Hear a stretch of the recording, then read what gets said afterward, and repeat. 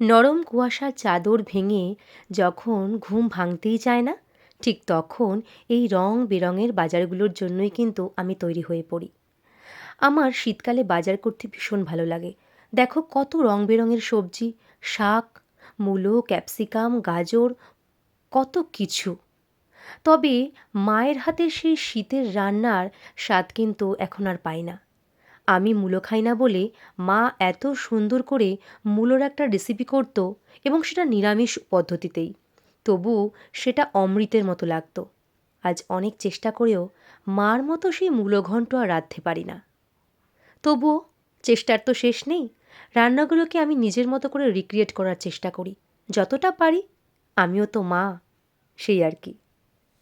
যদিও জানি না আমার সন্তানের আবার এই দেশীয় খাবারের প্রতি মন মজবে কিনা, তবুও চেষ্টা করে দেখতে দোষ কোথায় বলো।